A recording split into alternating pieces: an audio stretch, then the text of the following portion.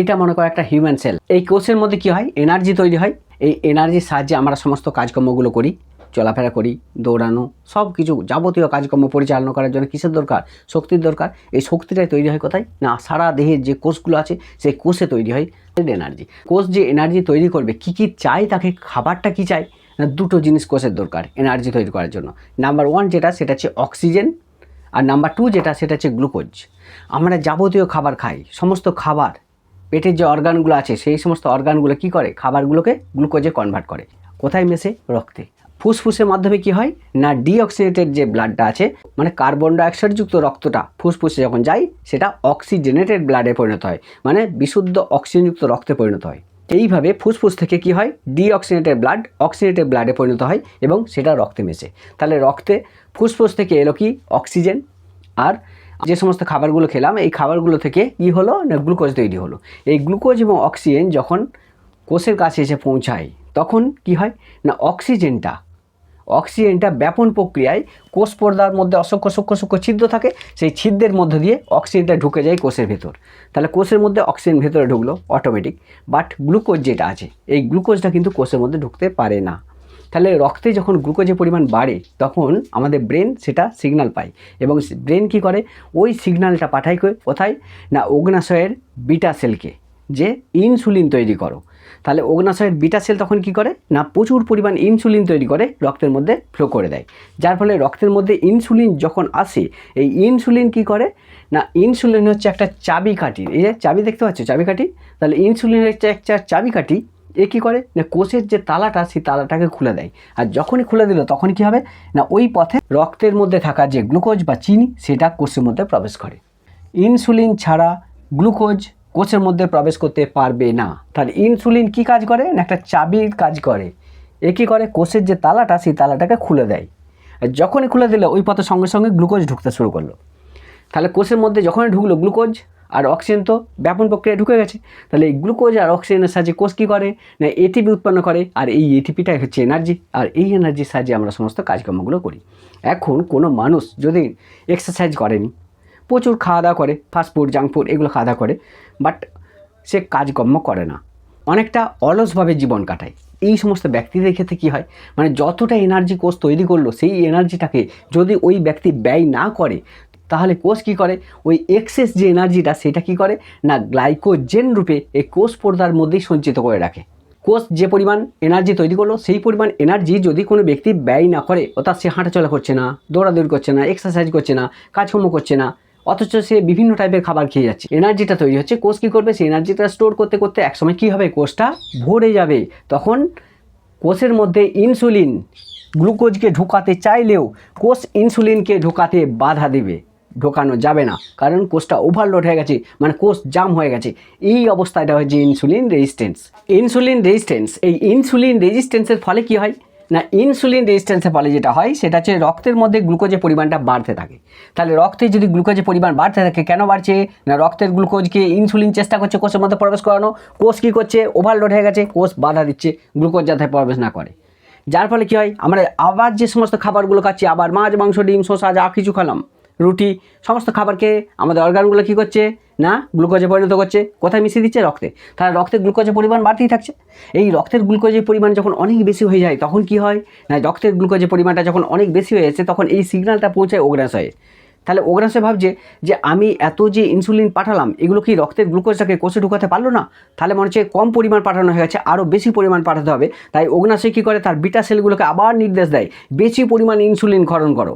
তাহলে ওই বেশি পরিমাণ ইনসুলিন তখন বেরিয়ে আবার ব্লাডে মেশে। এই বেশি পরিমাণ ইনসুলিন কি করে, রক্তের গ্লুকোজটাকে কিছুটা কোষের মধ্যে টেনে টুনে প্রবেশ করিয়ে দেয়। যার ফলে সাময়িকভাবে আমরা দেখতে পাই কি যে রক্তে গ্লুকোজের পরিমাণটা মোটামুটি কন্ট্রোলে থাকে।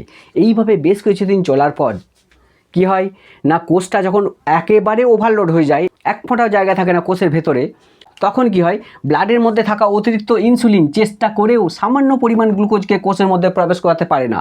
এই অবস্থাটা হচ্ছে টাইপ 2 ডায়াবেটিস। টাইপ 2 ডায়াবেটিসে আক্রান্ত কোনো ব্যক্তি যদি টেস্ট করা হয় ব্লাডটা, তখন কি দেখা যায় না, ব্লাডে যেমন চিনির পরিমাণ বা গ্লুকোজের পরিমাণ বেশি থাকে, সেই একই রকমভাবে ইনসুলিনের পরিমাণটাও অনেক বেশি থাকে। তাহলে ব্লাডে ইনসুলিনের পরিমাণ বেশি না কম এটা দেখার জন্য হোমা আয়ার টেস্ট করা হয়। এর সাহায্যে বোঝা যায় যে ব্লাডে ইনসুলিনের পরিমাণটা কত। হোমা আয়ার টেস্ট, যেটাকে বলছে homeostatic model assessment for insulin resistance. HOMA IR টেস্টের মাধ্যমে আমরা জানতে পারবো যে ওই ব্যক্তির ইনসুলিন রেজিস্ট্যান্স হয়েছে কিনা বা ওই ব্যক্তি প্রি ডায়াবেটিসে আক্রান্ত হয়েছে কিনা।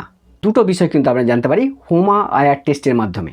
আজকে যে বিষয়টা নিয়ে আলোচনা করব সেটা হচ্ছে এই টাইপ 2 ডায়াবেটিস কোনো ব্যক্তির মধ্যে সৃষ্টি হওয়ার পূর্বে সে আগে যাতে জানতে পারে যে আমার শরীরে ইনসুলিন রেজিস্ট্যান্সের ভ্যালুটা কত, আমি টাইপ 2 ডায়াবেটিসে আক্রান্ত হতে চলেছি কিনা, এই সমস্ত বিষয়গুলো জানার জন্য একটাই মাত্র টেস্ট করা হয়, সেটা হচ্ছে HbA1c টেস্ট।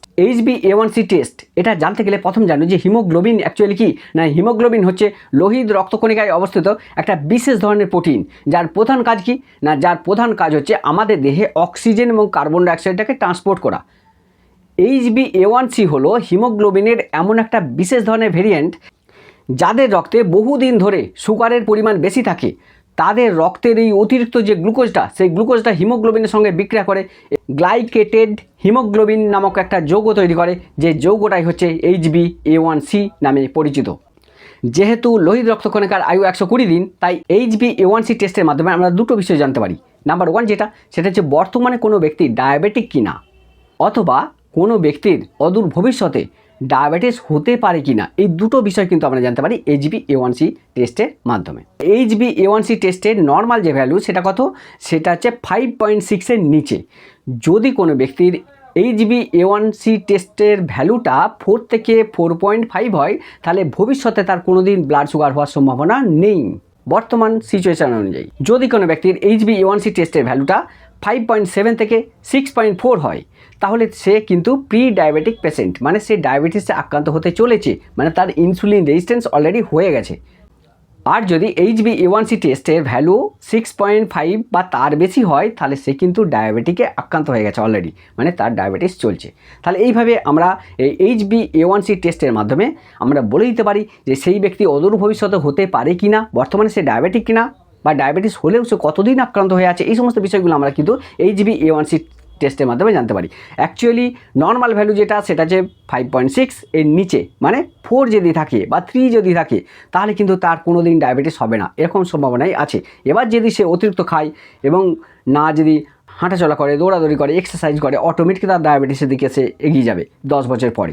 কিন্তু বর্তমান সিচুয়েশন অনুযায়ী যদি কোনো ব্যক্তির HbA1c টেস্টের ভ্যালুটা 4 অথবা 4 এর নিচে থাকে, তাহলে কিন্তু সে ডায়াবেটিস হওয়ার সম্ভাবনা অনেকটাই কম। তাহলে দেখা গেল যে কোনো ব্যক্তির HbA1c টেস্টের ভ্যালু 6.5 এর বেশি হয়, তাহলে সে কিন্তু বর্তমানে ডায়াবেটিস আক্রান্ত এই হিসাবে ধরা হয়। এখন HbA1c এর ভ্যালু যাদের বেশি, মনে করো অনেকটা বেশি, কারো 6.5, কারো 5.6, এরকম যাদের বেশি, তাদের ক্ষেত্রে কী কী ঝুঁকিপূর্ণ হতে পারে, মানে কী কী প্রবলেম হতে পারে ইন ফিউচারে। নাম্বার 1 যেটা, সেটা হচ্ছে ব্রেন স্ট্রোক, এর সম্ভাবনাটা অনেকটা বেশি থাকে। নাম্বার 2 যেটা, সেটা চোখের রেটিনার প্রবলেম হতে পারে। নাম্বার 3 যেটা, সেটা হচ্ছে হার্টের প্রবলেম হতে পারে। নাম্বার 4 যেটা, সেটা হচ্ছে রক্তনালীর ভিতর রক্ত জমাট বাঁধার প্রবণতা বেড়ে যেতে পারে। নাম্বার 5 যেটা, সেটা হচ্ছে কিডনির প্রবলেম হতে পারে।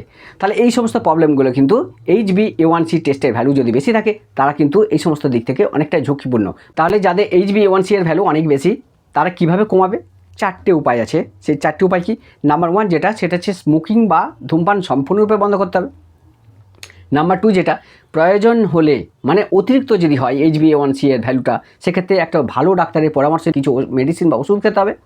3 নম্বর যেটা, সেটা হচ্ছে সঠিক ডায়েট চার্ট, সেটা ডাক্তারাই করে দেবে, সেটা কিন্তু পালন করতে হবে। 4 নম্বর যেটা, সেটা হচ্ছে নিয়মিত এক্সারসাইজ করতে হবে, হাঁটাচলা করতে হবে, দৌড়াদৌড়ি করতে হবে। এই সমস্ত জিনিসগুলো যদি করতে থাকো, তাহলে কিন্তু তোমাদের HbA1c এর ভ্যালুটা অনেকটা কমতে পারে। ঠিক আছে, অনেকে দেখা যায় যে HbA1c টেস্ট করলে তার ভ্যালুটা অনেকটা বেশি। তাহলে HbA1c টেস্ট কী কী কারণে বাড়তে পারে? যদি কেউ সুগারে আক্রান্ত হয়, তার তো বাড়বেই। যদি কেউ সুগারে আক্রান্ত না হয়, মানে কোনো ব্যক্তি যদি ভিটামিন ই ক্যাপসুল খেতে পারে বা ট্যাবলেট খেতে পারে, C-B12 এই জাতীয় ওষুধ খায়, তাহলে কিন্তু তার HbA1c ভ্যালুটা বাড়তে পারে। তাহলে কোনো ব্যক্তি ব্লাড সুগারে আক্রান্ত হলে তার HbA1c ভ্যালু বাড়ে, এটা সঠিক। বাট কিছু কিছু ব্যক্তির দেখা যাচ্ছে যে তার সুগার নেই, কিন্তু HbA1c ভ্যালুটা অনেক বেশি, কী কী কারণে হতে পারে সেই কারণগুলো একটু বলেছি, এটা শুনে রাখবে। কারণ HbA1c টেস্ট যখন করবে তখন এই কারণগুলোকে অ্যাভয়েড করার চেষ্টা করবে।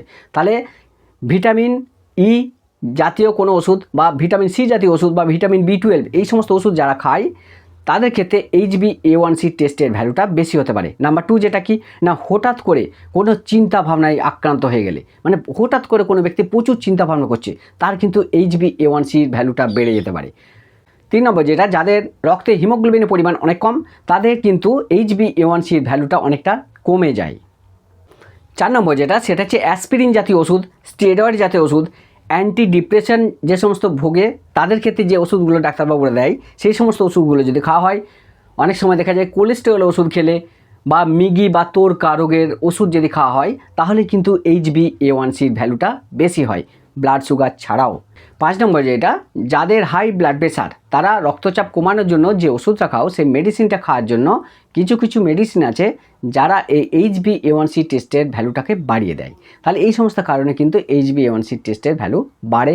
আবার যাদের হিমোগ্লোবিন কম থাকে তাদের HbA1c টেস্টের ভ্যালুটা কমে। তাহলে এই সমস্ত কারণগুলো কিন্তু HbA1c টেস্টের ভ্যালুটাকে বিঘ্নিত করে।